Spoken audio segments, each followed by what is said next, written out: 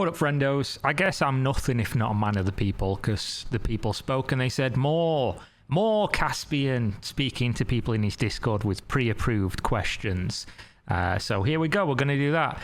Again, as always, gamer subs, get your waifu cups. She now has the colour of the lovely golden brown of a fine Japanese ale, or two, because that would fill the 1 litre shaker cup. You can get normal cups if you're a normal person. You can buy drinks. It's a powder. You put it in water, you drink it. It gives you vitamins, energy as well if you want a caffeinated version or an uncaffeinated. You can get free samples, link in video description, 10% off using my code. Definitely recommend it. Use it for myself. If you've not noticed, I'm looking mighty fine at the moment. I've lost 12 kilograms. And how have I done that? Not by using gamer subs, but I did use it while I was going to the gym every single day for an hour and not eating very much food. So definitely something good to use while you're working out, I guess. Tastes nice, keep you hydrated. So yeah, let's do some Caspian watching or listening, I guess. Somebody commented and was like, why is there no video? What, do you think I've got cameras in his house, mate? I mean, no comment on that one. Yeah, so I fucked up on Ayria MUD. I'll be honest with you guys. Good start, yeah. I fucked up bad on Ayria MUD. So, you know, in order for me to provide context, unfortunately, I have to say this was my plan before, and this was my intention, and this is what I'm going to do. And I know that, you know, it's been established that you guys don't like it when I say that, but I'm going to say it anyways. And again, you guys don't have to believe it. You don't have to look forward to it. You don't have to do any of those things. It just is what it is. My original plan was, I don't know what the duck means, but I don't think it's good for me. But my original plan was, you know, build the networking code, build the user experience out into the hands of players as quickly as possible, start getting them tested and get feedback going, and then continue to iterate from there. Ayria MUD was the opportunity to get the networking code tested in a fun, interactive way. Because for me, Soulbound has always been about creating opportunities for meaningful engagement, and the opportunity to interact with others without bias, implicit and unconscious bias. I won't go into that. Anyways, the point is that Ayria MUD for me was an important part of that. And I loved MUDs when I was growing up. I was on Realms MUD and Gemstone and... If you're not a boomer, MUD is a multi-user dungeon. It's basically what MMOs came from originally. It was the first like online RPGs, basically. Some people might call them Gmods for graphical mods. Then there's MUDs, which obviously are mostly text-based. That's what he's referring to. So Ayria MUD, if you didn't follow the absolute contrived, just ridiculous nonsense of the Chronicles of Elyria project, they said that they were developing like 5 different versions of a game that were going to release in different... It's almost as stupid as Star Citizen, I guess. It was going to be like, oh, Ayria MUD's going to come out, and then Kingdoms of Elyria is going to come out, and then this other thing's going to come out. So whenever he talks about this stuff, just know none of it ever happened. Like, not even the MUD happened. No network testing actually happened. Dragon Realms and a couple of others. I was also a MUD wizard, and like I'm a super geek, so those things were all great for me. And so for me, it was like, hey, here's what I'm going to do. I'm going to release this MUD, and then people who want to play can, and those who don't want to don't have to, and we'll be good. But then I went to London, and I talked to the folks over at Improbable. And here we go. Here's mistaker to maker numero uno. Improbable, if you don't know, are now cutting their teeth in the metaverse, because if you failed in mainstream gaming, what better way to, you know, make yourself look even worse, or I guess have a second bite of the apple, than to go to cryptocurrency and Web3 and the metaverse. So Improbable was their networking solution, essentially. Improbable was used by a couple different companies, and almost everybody you speak to behind the scenes, I think even it's public knowledge now by companies that have talked about it. I think Worlds Adrift was the main one. They basically said that Improbable just sucked them dry in terms of how much it cost to run the actual the system that they'd bought into, and it can be attributed to some of these projects failing. So Improbable, it's a thing called Spatial OS.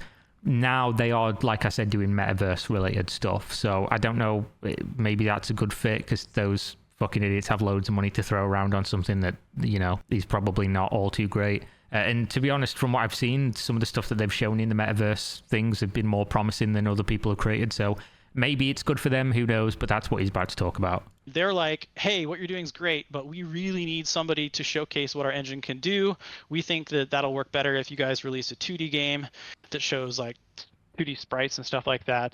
And so, you know, we really want you to do that instead. And so we talked back and forth, and I helped them build out their .NET engine because they didn't have C# and .NET really working at the time. And I came back all excited and was like, hey, they really want us to do this with 2D. And I brought it before the team, and everyone agreed that, like, yeah, that's cool. Like, we definitely think the players will be more receptive to that. And this is where I fucked up. So what he's admitting to here is another thing that I've said a million times with Kickstarter projects and people. This is like the Chris Roberts syndrome from Star Citizen. People paid him to make Chronicles of Elyria, the MMO, the 3D open world MMORPG. But he was wasting time flying to London on their dime to go and speak to Improbable, a company nobody told him to work with, that he was giving money to, obviously, to use their software. And they convinced him to use more of the customer's money to change plans that he initially had to make a game nobody paid for or asked for in order to make a more complicated, more time-consuming thing that nobody asked for or paid for, using those people's money.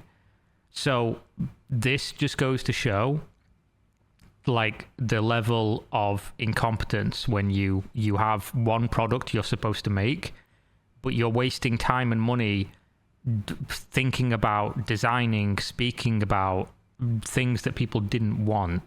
Would it have been great if it came out, and would it have been more meaningful if people had that and the other stuff didn't come out? Maybe, but this still didn't. So it was still more time and money wasted for nothing, for naught. I pivoted. I was like, okay, we should do this. It'll capture more players. The engagement level will be higher. The people over at Improbable wants us to do it this way. And so that's what we're going to do. Instead of just saying, yeah, that's a great idea, but we need to get the text version out first. And then if we have time, we can focus on getting the 2D stuff done. It's a damn good coffee. But I did not. If I say so myself. Mistake number one in my career at CEO, as CEO. And so I fucked up. So yeah, that is what it is. And you are right. As much as it would have been less engaging, fewer people would have been excited about it or interested about it. It would have been able to ship much quicker, and it would have served its purpose, which was not to try and recruit as many people into the Ayria brand as possible. It would have been a test bed for our networking code, and I fucked up on that one. So why has he not explained why even that didn't come out if you put time and money? It's basically like you've got a finite amount of time and money, and you were putting time and money into things that never happened, but then the thing you should have been putting out also never happened. So where is everything? Oh, let's see. As far as I know, most success was the jousting thingy. How many people were involved in its development?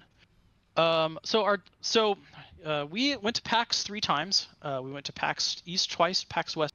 Good use of money again. I think PAX is like in the tens of thousands of dollars to get a booth, not counting flights, hotels, time setting the stuff up. Again, just tens of thousands of dollars. You could technically claim this is like, oh, we were using it for marketing. Marketing didn't save the crowdfunding of the game, because obviously most people care about results, not did we see this guy and his project at PAX. Doing it once is like forgivable. Doing it multiple times, if you've got a playable product, I could get behind, again, as marketing. Doing it multiple times without anything to show, without nobody playing the thing, no product being released, that's negligent, man. That's spending tens of thousands of other people's money for nothing. Like, it obviously didn't save crowdfunding, so what did it do? Maybe they'd have bled out earlier. But I'd argue if that was the case, that would have saved more people money that they dumped into this. Like, the most loyal fans would have, got up from under this sooner and stopped pumping money into something that never materialized. So yeah, the PAX thing, the people love to be the CEO, right? And people love to, go to these gaming conventions and be the man. I'm the man. Here's my game. People are going to come talk to me about it or whatever.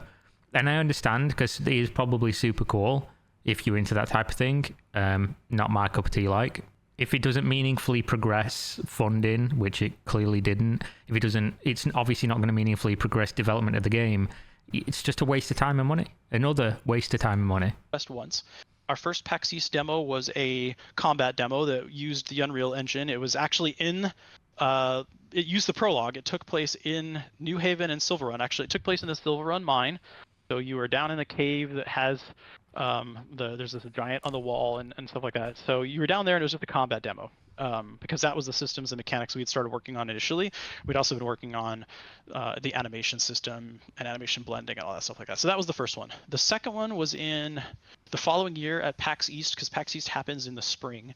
And that one was the parkour demo. That one was also in the Silver Run mine. I think that one was the best one. There was a ton of really great mechanics on that one. And it was really smooth and what people need to understand about game development as well, because this will probably fly under the radar for your average person listening, and I am the average person. I'm a complete layman here. I'm not a game developer, not a game designer, not game development or game design advice. But when you're developing a game, you don't necessarily actually make experiences to play like upfront as if you were putting out a demo. It's actually most of the time wasted resources and wasted time. Because if you're, say, building an MMO, a lot of the stuff that's going to be designed and developed first are not going to be things that you could just put in somebody's hands within, a couple months or a year or whatever, and have them playing like a polished, short demo of something.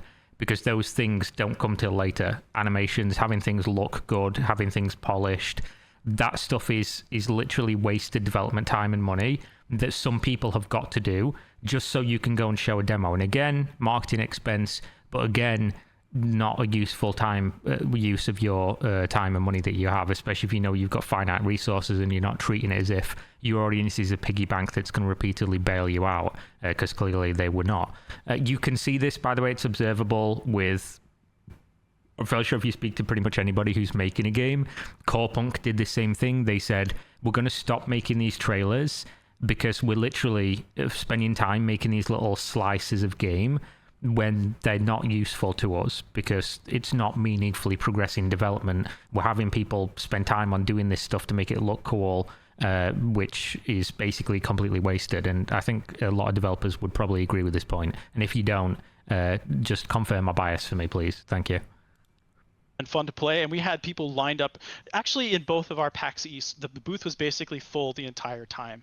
Great. I know Adam, I think, was there. Some of the people were at our second PAX East, and it was actually really cool, I thought. Very cool. That was our second one, and then the PAX Very West, useful. which was our first PAX West, was the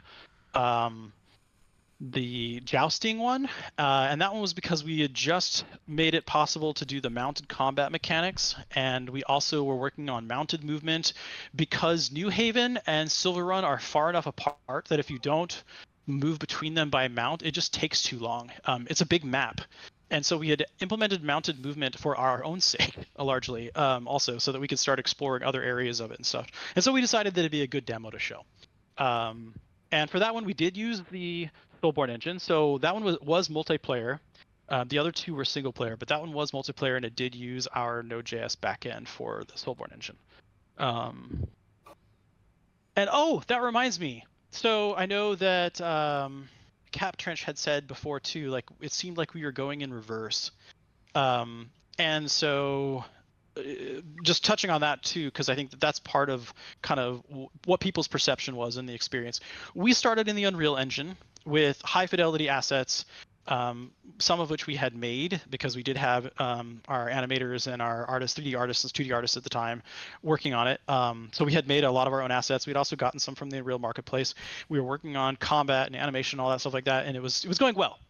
But then it came time to scale up and start working on the networking code and to move towards making it an MMO rather than just a single player demo where we were testing the user experience. And we didn't have enough engineers to support the content team's desire to do certain things, as well as the ability to work on making the network code and stuff. And so we introduced the concept of the pre-elyria client as a way to allow the content team to just very quickly it was allowing the content team to continue focusing. I forgot as well, when I was mentioning earlier about the Voxleria, Mudleria, Kingdoms of Elyria, Chronicles of Elyria. I forgot about Preleria. I forgot about it, man. There's probably some more I'm forgetting. On the stuff that they needed to, while having, few assets to allow the engineering team to work through their things. And so it was this like disassociation between the content team and the engineering, and allowing them to be decoupled. And so even though we started with this high fidelity, like really nice graphics, those ended up taking a lot of time to implement, just for the purpose of iterating and testing on things during that part of development. And so we went back to what would normally be called gray boxing in the industry. So what he's talking about is obviously at the end of Chronicles of Elyria, before the state of Chronicles of Elyria into the Abyss post that he made in 2020 or whatever it was. He's talking about the only actual gameplay anyone ever saw that wasn't from a demo, which was the shit that looks worse than RuneScape, where the characters are just walking around in like the most basic bitch UI. It looks like a smear from, if you go on Paint and just smear colors on the Paint app, that's what the game looks like. I'm sure if you're familiar with the thing, you know exactly what I'm talking about. It was so bad. So what he's talking about, like, oh, that was just a test area. That was the only thing people saw towards the end. I don't think they posted an actual gameplay. Like they never once ever posted like a full gameplay walkthrough of people doing multiple things and interacting with multiple systems or anything. But the little teaser videos they did of just like a character walking through a city and like picking up a torch, or interacting with an animal or whatever else, that didn't come from the original demos that people played at PAX. And then I don't think they even got to play them. They never made them available for download or anything for the backers. Again, ridiculous, hilarious. They didn't show anything even basic like that for like 1 or 2 years. There was no videos posted in terms of showing anything of substance of any of the game. And then they're like, when they were almost out of funding, then they released this Preleria thing, which is just like, if we accept the premise that this is just Preleria and this was just grey boxing, and they actually have this like 80% of a full-scale MMO, massive world, all these mechanics, just crazy stuff that he keeps saying that they do have. If we accept the premise that they have all that, but refuse to show anybody a single fucking frame of it, even accepting that, if you then say, okay, but you in your brain, after not showing anyone anything for multiple years and knowing that your funding was literally circling the fucking drain and your company was about to go bankrupt, everything like this was going on, and that the community was basically at your throat for not showing any progress, and in your infinite wisdom, you, the seasoned game developer who's allegedly an intelligent man, thought, oh, I know what the best thing to do will be. Release videos that make it look like the game is literally fucking RuneScape, old school RuneScape, but worse graphically, and showing not even that many gameplay mechanics. You thought that was a good idea, optically. Like, I don't know how to explain, without just repeating the word incompetent, the decisions that were made, like even from an optic, like marketing perspective. This is another mistake. This is probably mistake number 3 I made, which is, if we had started with the pre-Elyria graphics and said, hey, look, this is the pre-alpha client, these are the mechanics we're working on, and stuff good like idea, that, people would have been like, cool. And then when we moved on to the alpha and we showed the Chronicles of Elyria graphics, people would have been like, awesome, you guys made such great improvement, this is amazing. And instead we're like, hey, this is a vision for what the game is going to look like, isn't it awesome? And then we said, okay, now we have to take a step back and work on this level of graphics for the time being. But it was like 5 years later, bro. It was when you showed people the Preleria, it was like 5 years later. So if you're showing people, you've got to be brain dead. If you're showing people like high fidelity graphics, like, oh look, this is crazy, look at how this looks, doesn't exist, of course, it's just a demo built out. And then 5 years later, you're like, here's Johnny, here's Caspian, and it looks like what it did.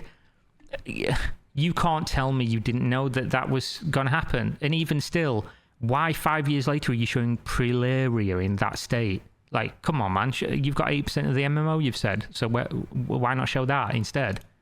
being while we work on mechanics, and then once it's done, then we will move back to developing assets in this style of graphics. And for some reason that disconnect just never got reconnected. Like that was a bridge that was too big to build for most people. Like the gap was too wide. And so yeah, of course, because they've got no evidence that any of that other stuff even existed. Why and it's so late. Like, man, you don't get it, do you? So we continuously got people saying you're going backwards. Why is it that you changed the rendering engine for this game? Why is it that you decided to do, this game instead of the other game? Excuse me, let me just interrupt you there. A lot of people understood that was... Yeah, I was just about to say the same thing. This is a complete straw man. It's not a full straw man, because I guarantee a lot of people did say this, because it's the low-hanging fruit, or they're uninformed. Like, they're either joking or they're uninformed. Or a lot of the times, they're uninformed because you've never informed them. You've never shown them anything to mean that they could be informed about the actual reality, if we accept your premise. But to be like, oh yeah, we fucked up because other people just didn't get what we were doing. Like, come on, brother. What it was. Some people didn't, and that was a very vocal minority. Well, that may be true, but it was still it was very vocal, and even today, like, there are still people who say like we went backwards, which is true from an art standpoint, but it was intentional. In order to unblock the developers and give them the ability to move forward separate from the 5 years later, of course, but in any case, yeah. So the reason I brought this up now is because I started on Ayria MUD, then we went on to doing it as a 2D thing, which kind of fucked up and did not work. Then the person who wanted to do it in the voxel style ended up leaving, and the people who were there remaining were like, we don't want to do it this way. Also, you can't animate voxels in the same way that you animate 3D models and meshes. And the content team was like, okay, now we have two art pipelines. We have the like high fidelity models that we're using for Chronicles of Elyria, and then we have these voxels that we use for the like Ayria MUD, which at the time was still Ayria MUD, and we're having to do two different things. We would rather just have low fidelity models that we use for the MUD, and then the high fidelity models we use for the game, and that's what ultimately led to Elyria, which was this idea of no longer having the voxels or a 2D version, but having a low fidelity 3D version, which we can then move forward on. So that was that. I'm glad. Dear. I just need to saying, holy shit, Adam, he's alive. I'm really glad you're alive. And I mean this. I'm on a number of other Discord servers that I have been invited to. Not really as a COE developer. Many of them I'm just there as a human.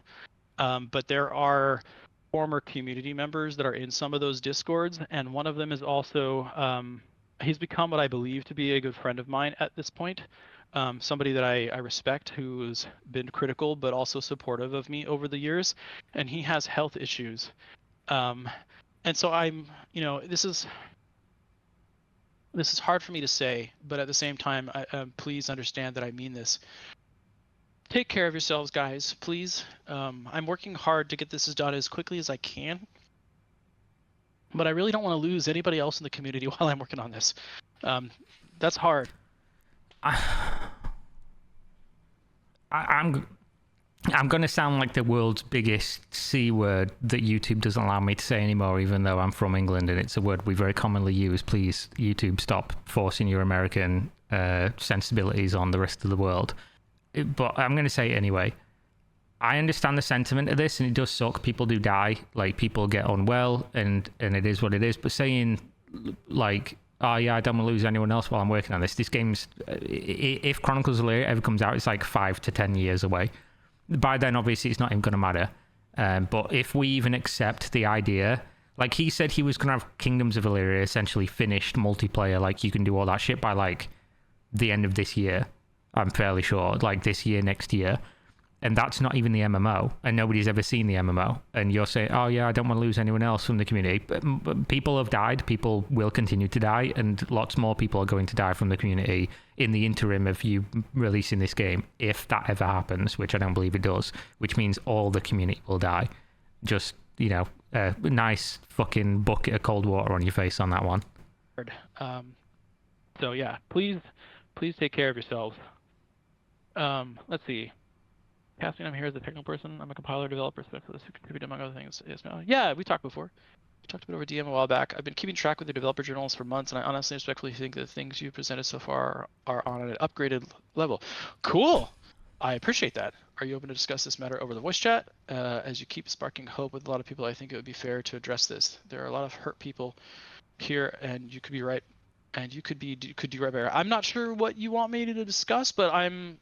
If people feel like there is a technical thing they want me to discuss, I can. Please stop asking him technical questions. The game's not gonna get made because he answers a tech question good. We know he's like actually a technical person, but it doesn't answer anything useful to anybody because nobody's seen the tech. He could literally talk about tech from fucking now until forever. He's not gonna change anything, is it? Nobody's seen it. I like people. I want to build confidence of people in the sense that I think it's important that people have something to look forward to. But I'm not crowdfunding anymore ever again. And so I'm not, my desire to build confidence and to have people have optimism and hope about Chronicles of Elyria is not about anything other than for the sake of having hope towards something. So if I can restore some of that, I will. But at the same time, I don't feel like that's an urgent thing, nor is it a goal. Okay, Niz, Zayska, well said. Captridge. Yeah, it was well said. I agree. Kyle said it was well said. I agree. Dynasty says no. I mean, I'm assuming that there's going to be people on both sides of that conversation, and that's fine. We don't need to. There's no reason for a divide here. To be clear, I took nothing he said personally. I wasn't offended by any of it. I just want to make sure that people also understand that the things he said, while are the way a lot of people felt and still feel, some of it is still subjective and a matter of opinion, and I don't necessarily agree with all of it. But also, for most of what he said, all I can do is keep moving forward. So it's not like I took it personally or feel bad about it. I can't really do anything about it other than keep doing what I'm doing. And here I'm just wanting a great game. You and me both. I'm happy if I got something playable, even if it was just V00001. It'll start that way, but it has to start somewhere. So Taggart said he just wants something to play. Dude, I do too. I'm working my ass off trying to get this to be something, and you guys will get something to play. My next development updates next Thursday. I keep alluding to the October secret, the things that I think I swore a couple months ago, and somebody actually called me out on it because in one of the things I was just like, all fucks aside, like I'm just gonna go forward because I'm not afraid of anything anymore. And someone was like, you shouldn't say fuck in a developer journal, there are kids. And I'm like, I'm sorry, I didn't know kids were reading my developer journals. But bro, I get this all the time. People like, you should stop swearing, it makes you sound stupid. Who asked you? Oh, you can't say that word, I'm gonna have to edit it out. God damn it. Who asked you, dickhead? What are you talking? How are you going to come to my channel and tell me what words I can say? Who the fuck are you, weirdo? And for him, he has no employees.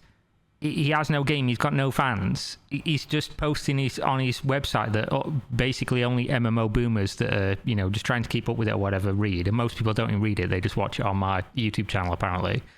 Like, no kids are reading that, mate. Like, it's words on a web page that they have to elect to go to, and him saying fuck 3 times in a developer journal for an MMO that's never coming out. I can't believe somebody's shown up and been like, don't swear, there might be kids reading. What? No, they're not, mate. Grow up. Maybe you're the fucking kid, if that's the case. You're the child, mentally. Really, nor has it ever really been a child-friendly game, but I did edit it. I changed that so that it did not have the F-bomb in there anymore. Fuck off. But the point is like I've been talking about this thing that I'm planning to do, and I was going to announce in October. I can tell right now, for most people in this channel, they're not going to look on it favorably, but some will. And it is the path that I'm taking, and I'm doing it because it's the right path to do it. I'm calling NFTs, bro. I'm calling NFTs. It's got to be presenting it like that. I hope it's something big. I can't wait. You've actually got me on the edge of my seat, Caspian. Now it is pre-cum in my shorts. Like, I can't wait to see what it is. I hope it's blockchain. I just, please let me have this. As far as I can tell. So, and am I right? I don't know. I don't claim to be right at this point. I just claim to care a lot, and that's the best I could do. Literally the guy who created the lies of Elyria after toying with the engine for a month. Yeah, I saw that actually. Somebody sent it to me, and I remember watching that, going like, yeah, he did a really great job. He's using store-bought assets, and he doesn't really have much on the terrain, and like he's not doing really much interaction or actual gameplay other than just like moving around and stuff like that. But yeah, he did a great job in putting something together in a short period of time. No criticism there. People are like, aren't you offended that he was able to do that? And I was like, no, dude, good for him. And if he can turn that into a full-scale game, he should absolutely do that. I'm hoping he did. I don't know if he did or not, but anytime somebody makes something and they're good at it, I think they should pursue that. Where is the demo? No fair. I can't find the demo. I'm not sure which demo you're referring to. Are you referring to the PAX demos? They were never made public as downloads other than what was given to people at PAX. So people got their hands on it at PAX. No, I've offended Caspian my technical skill for free. I've offered technical skills for Caspian, and the response was there was a lot of similar offers to work on the game for free, but talented people, but for reasons Caspian wouldn't disclose, he rejected all these offers. I can back this up. It's actually really simple. So I was reading, I don't know how to pronounce that, honestly. But for the person who has the equation there, looks like set theory, you are not wrong. I've had a number of people who said, hey, can I just help for free? Again, I'm not a lawyer. And I don't like to have legal discussions or conversations because it's not productive. But I literally went to the attorneys at Soulbound and said, hey, I've got all these people who are looking to donate their time as volunteers to help me build a game. Can I do that? And the answer I got back was no. The labor laws in the United States, because we are not a nonprofit, prevent us from hiring people to do development work as a volunteer. Like, that's just not something we can do, literally, legally. I can't do that. I'm not going to speak on whether that is or isn't true, but also from a liability perspective, because they're literally being sued by people. Like, surely you wouldn't want volunteers coming in who could literally be anyone and just hand out the code and, tell people, yeah, it's actually way worse than you thought and become an issue, or, leak stuff to YouTubers and things like that. I assume that's also a consideration. I don't know anything about the legality thing. I've seen companies in the US use volunteers for coding and translation and stuff, so I don't know that that's the case, but who knows? I'm sure somebody will quote in the comments and let me know whether or not it's true or whatever. I have to pay people in some way in order to make it worthwhile. So if you've offered in the past and I've been like, yeah, I can't really do that or something like that, it's because I can't. It's not that I don't want to, it's because I can't. Pay them a shilling a week. Yeah, I don't know. I mean, I don't know if it has to be a commensurate, with the amount of work that they do, or if we could just contract it to be a small amount. I don't know. I should follow up with that in order to find out, but that is why. Great. Quick question about that. Yeah. What about something on the lines of open source for segments that need multiple iterations quickly, and then simply acting like... Yeah, that's a good point, actually. Not even just open source for segments of it, but surely if you're just making this for the community now and you don't care about earning money and you just want to get this out on your own or whatever, couldn't you just open source the entire thing? Like, if you really were about that shit, if you really were walking how you're talking, couldn't you just open source this entire thing and just literally, if people wanted to do it, just crowdsource the whole thing? Rel does, and also people would be able to see what you've done and what you've got already, which obviously we know is never going to happen because you literally won't even show you playing it, let alone let anybody else have access to it. But just a point, I guess. Provide your support for what that is, and take those iterations, take those changes, take those viewpoints, perspectives within that code base, and see what can be applied to what you are trying to make for the product, for the game, for everything else. So that's a great suggestion. It's something I've considered. I actually have talked to my attorneys about open sourcing the entire engine. It's not something that I'm opposed to. In fact, there are plans. I'm not going to talk about plans because I know you guys don't like me talking about plans. But I would like to do things beyond Chronicles of Elyria once Chronicles of Elyria is done. That's for the future. I'm not going to worry about it. But the point is that there are benefits for us to open source things like our communication protocol and other parts of the Soulborn engine. So I would open source them if I could. But part of the problem is for legal reasons and the lawsuit. It is dangerous for me to do that right now. Fucking told you. So I can't go into details on that, but what I will say is the value of the company is tied up in its intellectual property, its assets, and its engine. That's the value of the company right now. And so if I open source those things and give them away, depending upon how I do that, it could impact the value of the company. That's all I can say on this. So again, as we touched on in the last video, talking about what people gain from crowdfunding and things, Caspian has gained, his company's valuation is based on the engine he created with other people's money that he won't let anybody see and won't open source even though other people paid for it, and he essentially the money that he's put in has been to avoid being sued. I don't know if he put money in at the start. Actually, I think he did, or at least he said he did, for the initial seed and everything. But yeah, obviously he would have, I assume would have made that back from the years of crowdfunding and paying himself a salary and things. But yeah, again, just another case of he's built something off other people's money and then nobody gets to see or use it. Let's see. Not going to lie, I miss. I don't miss this. Not going to lie, Zen. I miss and don't miss this. Yeah, no, that's fair. Parts of it great people. However, lots of it was far more work from the community leads than it. I will again extend the offer, by the way. If anyone speaks to Caspian, definitely relay this message.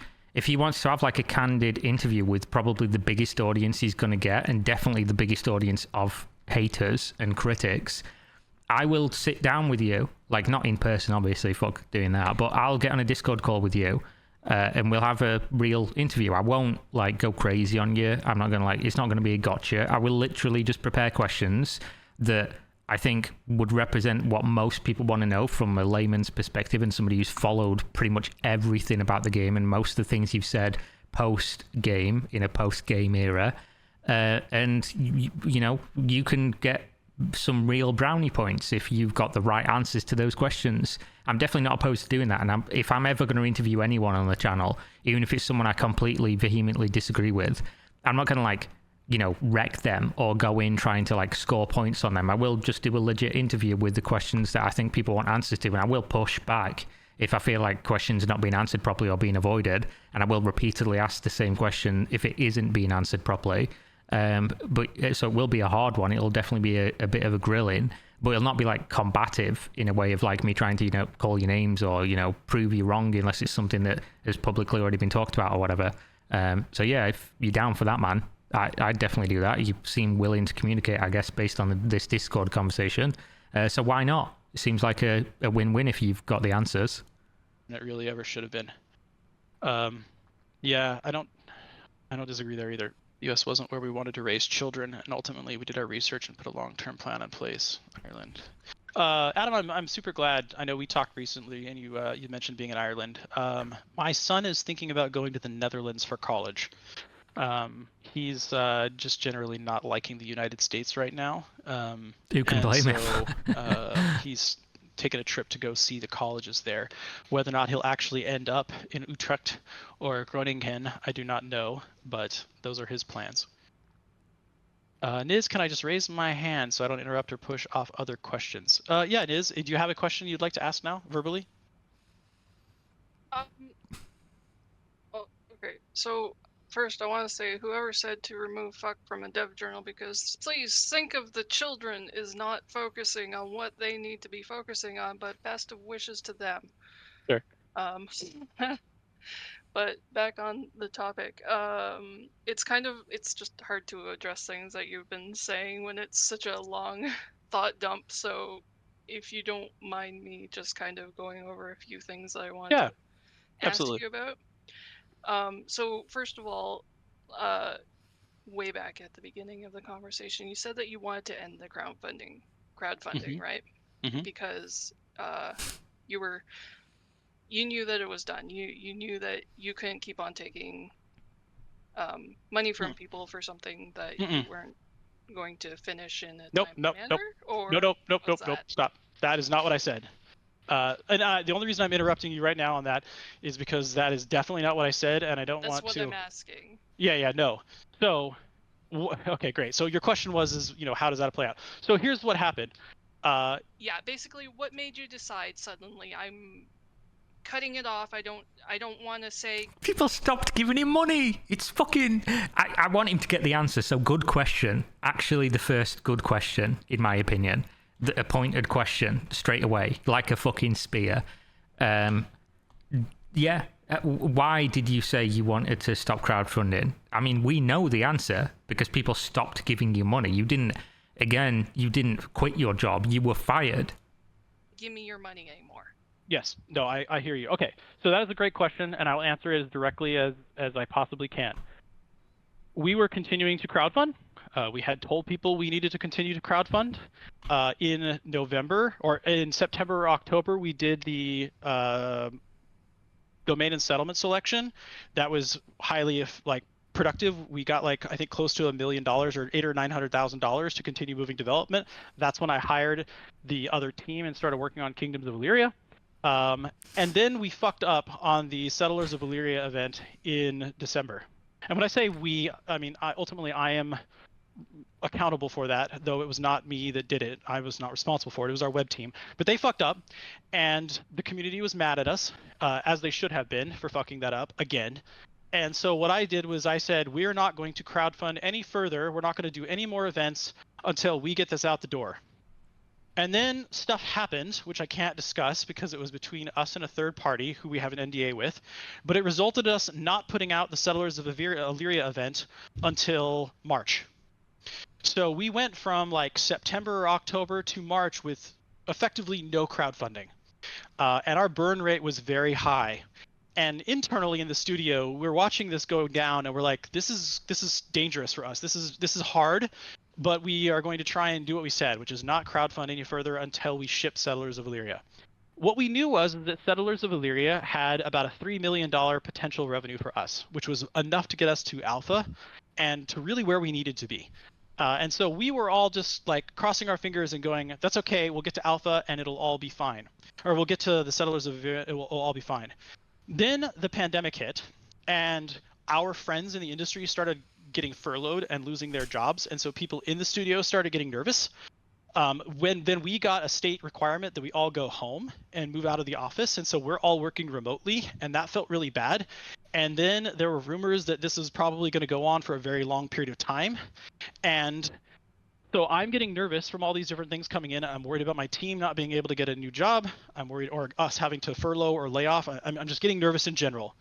And then we launched the Settlers of Elyria event, and it made $10,000 from the time it launched until the time that I was like, fuck. So what happened was I looked at that. So you just answered, you've just proven to me. You delusionally thought, there's a $3 to $4 million fucking pay pig here. There's a pinata, and the pinata is our audience. And then you released it and it raised 10 grand. People were done, bro. You showed them nothing, and they were still disappointed. What else can you say? You didn't decide to stop crowdfunding, brother. The crowd decided to stop funding you. That and said, this is an abject failure. There is not enough money here for us to do this. We have to find another path forward that doesn't rely on crowdfunding. So you didn't decide to stop, like you said. I don't know, man. Language is important. It's used to convey the thoughts from your brain into someone else's brain. What you've just said is not you decided to stop crowdfunding. You've just admitted the crowd stopped giving you money. Now. So it was not like we had this big pool of money that we were sitting on, and I was suddenly like, we need to stop this. Also, a lot of people were like, why did you launch this, thing and then suddenly, close down the studio or yeah, good question. Development? Yeah. You took our money and ran. Xsola keeps the money for 2 weeks before they deposit it into our account. The money went to Xsola, but never to us. We never saw the money from that event. They refunded that. Or if they didn't, that's on them, because we don't have control over that. They specifically hold on to that money. Remember this soundbite, and if you are somebody, and I know loads of people who watch these videos are Chronicles of Elyria backers, if you are somebody who gave them some of that $10,000. If you bought anything during that last crowdfunding event, please contact me immediately. As soon as you see this, if you know anybody, spread this around within the Chronicles of Elyria discussion groups or whatever, Discords. If you are somebody who put money into that last crowdfunding event and didn't get your money back, contact me, because it means Caspian has literally just admitted that they didn't get the money and Exola should have refunded it. So if Exola didn't, that's a pretty big deal right there, and something I would be 100% interested in listening to and seeing evidence of. Money for 2 weeks before giving it to us, just in case. Oh, and by the way, he has also just literally admitted that they had no money remaining and yet decided to launch a crowdfunding event they knew they wouldn't be getting money from for 2 weeks. And they waited until fucking D-Day basically to launch this. They waited until 0 hour. Like, there was no time left. They'd completely run out of money. And then they launched the crowdfunding event, which was a failure, which again is just another failure of management. That there are any refund requests or other things. So that wasn't on us. We never saw money from the Settlers of Elyria event. So that's the answer. Good. The Settlers of Elyria event was an abject failure. I was super nervous for the people in the studio. And the other thing and again, I said this before, even back then during the developer blog, I and my family and everyone else around us was stuck at home. And I legitimately did not want people sitting at home waiting for a game to come out and continuing to crowdfund when people were stockpiling toilet paper. Like, they'd already stopped giving you money anyway. It already happened, so this wouldn't have been a concern. Like, people had already decided to stop giving you money. It looked like this was going to be another Great Depression or a recession or something. And so part of that decision was, how do I want people spending their money? Do I want people to continue crowdfunding Chronicles of Elyria right now, or do I want them saving their money for more important things, or even being able to use that money towards the purchase of an actual game that they could play like right that moment? And so it was a combination of all those things. It was the failure of Settlers of Elyria. It was the fact that we hadn't crowdfunded since the previous October. It was me seeing my colleagues in the industry getting laid off, and it was me not wanting the employees or the community to continue to crowdfund. And it was not done with the support of the studio. Let me be clear. Many people in the studio were like, no, let's just move on to the Kickstarter. Let's do this early this year. That's, just let people know the situation we're in and they'll support us. And I genuinely believe that they would have. I think that the community would have rallied and probably would have supported us long enough for us to find out whether or not the PPP program was going to go through and whether or not we were going to get money for that. And then we would have learned that this thing we thought was going to be this new Great Depression or recession wouldn't have been. And we probably would have been in a completely different situation. I regret the decision that I made. It was the best decision I could have made at the time with the information I had. But in retrospect, I wish I had just fought harder. And not done that. So you just mentioned also the PPP program. Mm-hmm. The rumors have been that you did get money for that. Did you? I did, yeah. Whoever this person is, congratulations. You've been the only person in an hour that's asked any useful questions, at least in my opinion. The other questions were statements or, talking about technical stuff, which I don't think is very important, or just giving opinions. In terms of asking questions to get useful answers, these are the only ones, and 2 good questions so far. So Soulbound not me personally, but Soulbound Studios got about $250,000 from the PPP program, which was intended to be used to keep the skeleton crew, because we had a little bit of money, not much. We were going to keep a small team of people on and continue to work on Kingdoms of Elyria. I was also going to be putting more money in. We started talking to companies about acquisitions and additional ways to keep going. And I will confess to you, every bit of that money went to the lawsuit, defending Soulbound Studios' ability to keep developing. Now, I'm not going to go back into the archive and look if they got a second PPP loan. I think that they did, but don't quote me on that again, because I've spent so much time looking into this, and I've looked into so many different games and PPP stuff, because I'm doing an overall video on the whole fraud that is the PPP system that literally just shifted billions into the pockets of billionaires for something that was... It's basically one of the greatest frauds in history. It's bigger than Bernie Madoff. It's bigger than pretty much anything you can think of in terms of a fraudulent scheme. because people just took the money that definitely didn't need it, and it was used to prop up some industries and stuff that were already, doing fine and even profited from the pandemic. So in terms of this, I don't remember if they took two. I don't know if it was Chronicles of Elyria and Soulbound that I was looking into that did, and you can find this publicly online. I could even look it up now if I really cared all too much. But as far as I remember, the PPP loan was to guarantee. I think it even, like, the tagline of it is literally guaranteeing. It's called a payment protection plan, right? Or something along those lines. And it is literally to guarantee keeping the jobs of the people who were on staff at your company. I'm fairly sure that is exactly what it was used for, because it's protecting the salaries of the people in your company. So the idea that you took a PPP loan to guarantee salaries of people and then fired those people, that surely can't be the use for the PPP loan, right? Surely there's something wrong with that. And I brought this up multiple times before. But hearing the admittance of, we took it, everyone had already gone by that point, and then we used it for the lawsuit.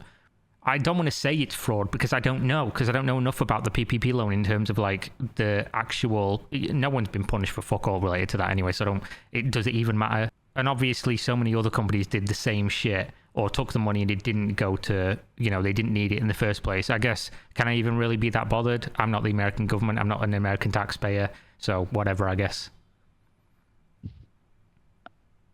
I don't think that that's what PPP money is really earmarked for, though. Would you not agree with that? Actually, so PPP money is a SBA 7A loan with a specific intent to be used to keep employees on. And if you were able to use it to pay employees, then it could be forgiven, which was, we wanted it to be forgiven, and the intention was for us to use it to keep the employees on. Okay. But actually, within the rules of the PPP loan, it can be used for any viable business purpose. And that was something we consulted our lawyers about and accountants, and they said, hey, if this is what you need to use it for to keep the studio going, if this is what's going to allow you to keep going and deliver a product to your customers, then this is the right use of that money. Isn't that just a straight technicality, though? Because the lawsuit's not going to make them deliver the game, is it? Winning the lawsuit or not losing the lawsuit or just battling the lawsuit is not going to make them deliver the game. So I call that a technicality. But I thought you couldn't apply for the PPP loan. That would be my question, unless you had those people, you kept those people on salary. I thought that was like a requirement. But again, not an expert on PPP loans. I'd have to go look at it, which I will do if I'm ever going to cover this in, like, an actual condensed format again. All right. Okay, so I got distracted. Keep going. The way that you closed the studio, you said you're shuttering the studio and closing down, offering you offered nothing in compensation towards your community, so it was disappointing at best, and it felt very fraudulent at worst. So, the thing is, like, I disagree that we do not have the experience. This is something that you were talking about, to know what you are going to do, because our experience with you is our overwhelming evidence from the beginning of Chronicles of Elyria to the end that you're not going to do what you set out to do. Oh my god, this person is literally just banger after banger of question, statement, and true and real. Oh my god, just have this person on the whole time, just asking the useful things, saying the things that matter. Man. So dismissing that out of hand like you did, while you are continuing to fail to deliver anything that you promise, from chef's kiss deadlines on your dev journals to I'm going to do this on Friday, I'm going to do this on Monday. You have, from the beginning of Chronicles of Elyria until now, you have not met a deadline. So that's that. Oh, exactly what I was saying in the video. I'm so glad this person's here to actually say useful things. that's why it kind of it stings. It makes us feel a little he doesn't give a shit, because he's not listening when we say you just don't do it. So like, I want to believe you, I really do, but I just can't. You question why people make videos, you get disinvited to things. This is why. So like so why, I guess, is like one of the most important things is, why is there a focus on KOE? So like, what is about this game, this KOE game, this top-down? He's already answered this, and I don't believe that this is true, because again, you could just release the MMO that you said is very close into an early access or whatever and get money that way, but he's literally said it's so that they can fund the continued development of Chronicles of Elyria. But obviously he was already planning on making KOE in like 2016, and they were just multiple years late on the idea of it, so it's like he's sticking to a fucking game plan, you know, when the game ended. The game's not even being played anymore. The sport has been fucking retired. You know, the Hall of Fame's been closed and knocked down, but they're still sticking to the game plan. And it's just him, like geriatric Caspian in a park, just like throwing a ball to a tree or something. Like, that's what he's doing. Completely seems to be unrelated entirely to COE. How is that going to translate into getting Chronicles of Elyria from the nothing state that it's in, according to everything that you have shown us, which is nothing, literally nothing, literally nothing, shown us anything, yeah, to finished, and us actually playing Chronicles of Elyria? Is KOE just for investor interest, like Lion says, to get more money?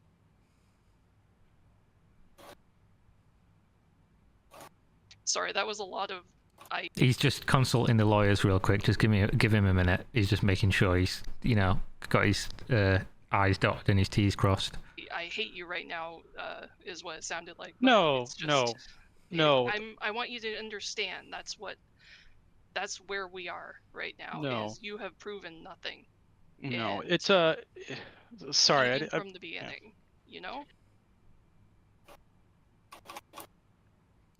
Answer the question, man. I don't interpret that as a lot of "I hate you." I'm not offended by what you said. I'm sad, and the reason I'm sad is twofold. Number one, I think that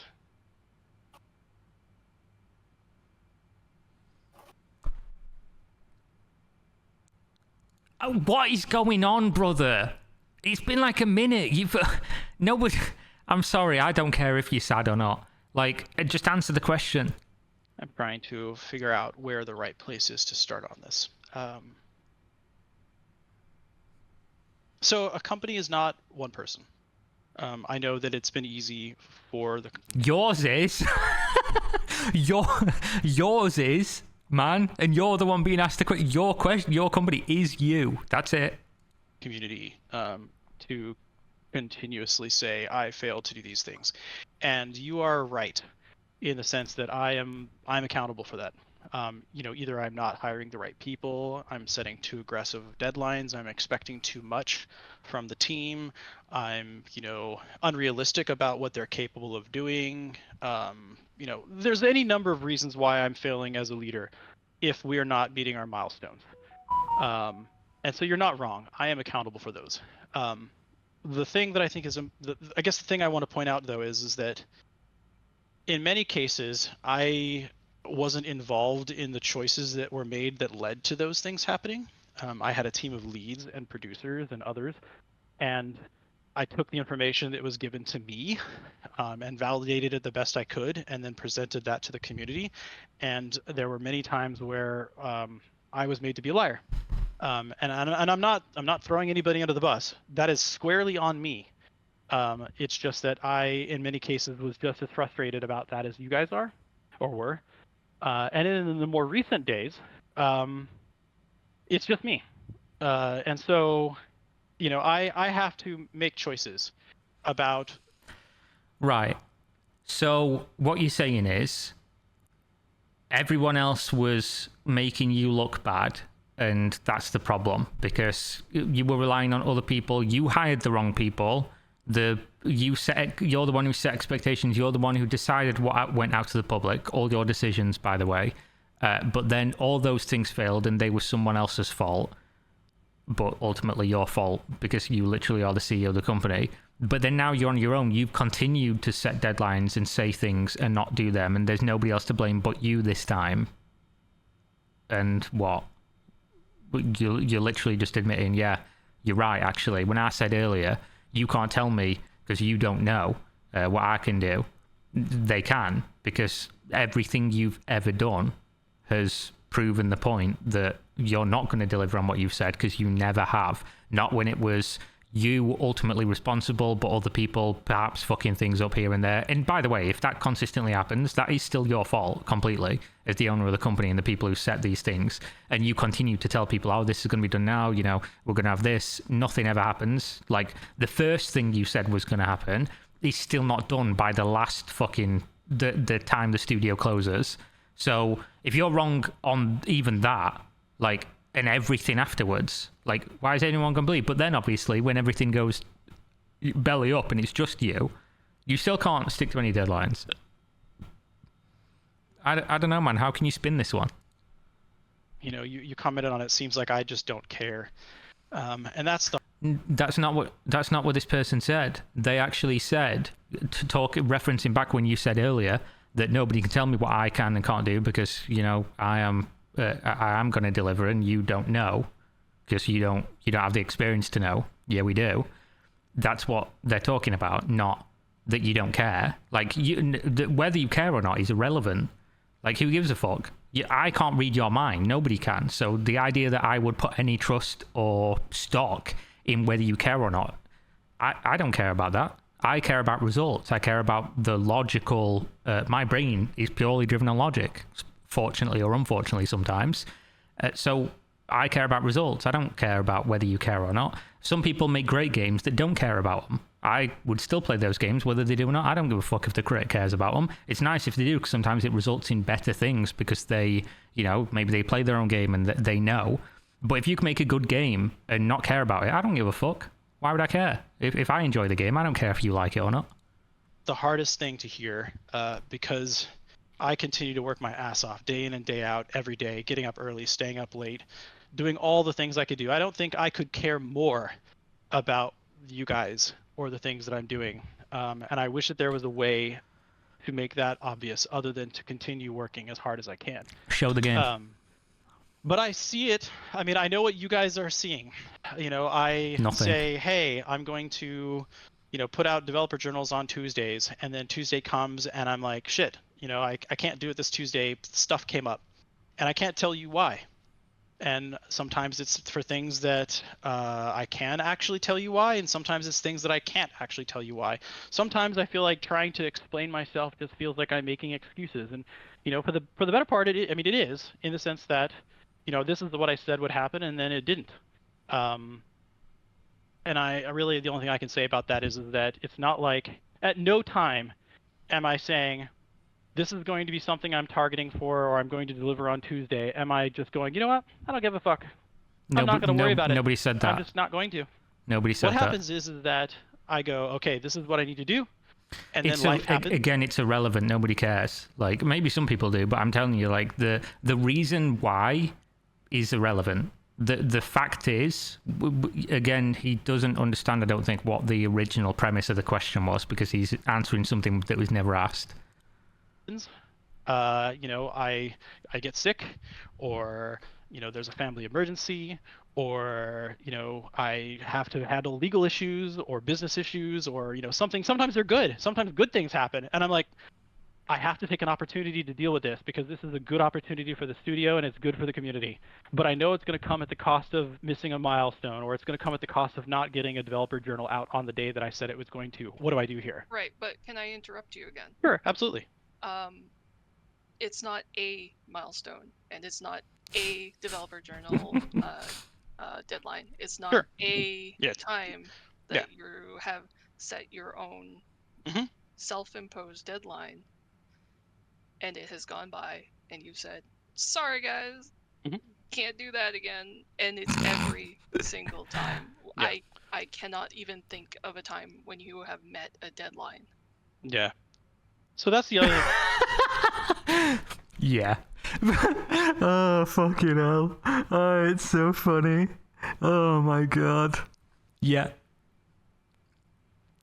Yeah. What can you say? You can't argue with it. What are you going to say to this one, Caspian? I was only going to do an hour here. It seems like this video is going to literally be like a 5-hour reaction at this rate. So I'll stop after, you know, how long does this person keep asking actual good questions? Hopefully not for much longer, but I will stop after this.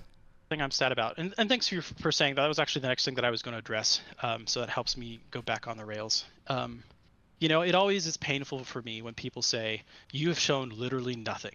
Not once, nor have you ever in the entire time that you've been doing this managed to hit a developer blog. Because it's not true. And I'm not going to be condescending here. It's just not true. You know, we went to multiple PAXs. We had multiple gameplay videos. We had Friday Shinies where we showed concept and 3D models and renderings and the tribes and animations and animation demos. And we, you know, there was a point where you were showing images of trees, just photoshopping tree houses on them. Like that's the shit that you were showing. And images like dogs from Google. Like, nobody cares about that. What they mean is show the fucking game, man. Show the game. Like, you actually playing the... You've never shown anybody just booted up a live stream and just logged into the game and just played it with, like, all other people in your studio working. Surely after so long and so much money, you just had, like, an environment. Again, companies like Crowfall, whatever their actual company is called, they had an alpha of a game that was multiplayer that you could log in within months of their Kickstarter going live. And you're... It's like fucking 6 years or something, and you've never shown anybody logging on from your studio, like just internal testers, and like 5 of you just walking around doing a dungeon or something. Like never seen it ever. You know, leaked lore that we were working on. That's what people care about. Not, oh yeah, here's an animation. Fucking fantastic. Yeah, we definitely know the game exists then, don't we? Because you've shown us some images and some concept art and some animations. And the gameplay you've shown us were from fucking vertical slice demos that aren't games. That isn't the game. That is a vertical slice of something you created for a demo for promotion at PAX. That's not a game. I'm sorry to burst people's bubbles. The demos that you see like that, the trailers that CD Projekt Red shows for their game 10 years before it comes out, that's not the game. That is literally just a fucking thing that they built as a proof of concept or like for them to show. That's it. That's what these demos are. We leaked, or we shared information about the backend platform and the network. And I think the things that people forget is like when you have one animator and the animator shows something, that's his work. That's something. Like that's valuable even if it's small. And when you show concept art and you have, you know, a concept artist, that's his work and that's valuable and it's something. And you know, so if you take all the stuff that we shared and put it next to like a Camelot Unchained, and I'm not going to throw them under the bus, but if you take it and throw it against another contemporary at the time, you're going to find that in most cases we had as much or more content that was shared than... No, you didn't. You're a lot, bro. No, you did not. How are you going to say that? They've literally got a playable game that people can log in and play. I think Camelot Unchained is a fucking abject disaster. I think the game looks awful and it hasn't meaningfully progressed at all in years. So I'm not a shill for that game. I've never even bought it, never played it, and fucking probably never will. They've got their own problems. But the idea that you've shown more when they've had a playable game for basically as long as you've had a game, like they went into like their beta or whatever they call it, which is an alpha. We all know it's an alpha. Years ago, years and years and years ago. Like, you can't say that with a straight face. It's just a lie. That's just not true. Most of them. And that's not an exaggeration. That's something that Ash actually did. He was actually the producer at Camelot Unchained before he joined us. Similarly, you know, I will go 3 or 4 months of hitting the developer journals regularly every day on that the second Tuesday of the month. And then But the developer journals are full of stuff you missed. It's literally months behind where it should have been. It's saying like, oh yeah, didn't get around to doing this thing still. but I've done this thing, which I never even said I needed or was going to do. But then there's like a long list of stuff that you said was going to be done a year ago, and like 3/4 of it still isn't done. Like, that's just a statement of truth. So even if you hit the deadline of coming to tell people that the stuff that you've done hasn't been done, you still missed a lot of the deadlines of telling people that you missed the stuff you were going to do. Like, man alive. I'll miss one. And then somebody says, you've never hit a milestone on time. You've never got these developer journals ever on the day that they were due. And so that's really hard for me as an individual, because I know that that's what you guys believe. I don't think anybody's exaggerating. I think you guys actually look at this and go, there were no demos, there were no PAXs, there was no screenshots or gameplay videos, there was no media, there was no animations, there was no concepts. You guys literally, the website is bare. You're literally just, this is fucking delusional. This is delusional. Nobody's saying that. Like, he just doesn't get it. This is a crazed man saying this here. There's no way you can believe that. You are literally gaslighting people by saying this. I'm sorry, but that is exactly what you're doing. Nobody said that you've never released concept art or anything.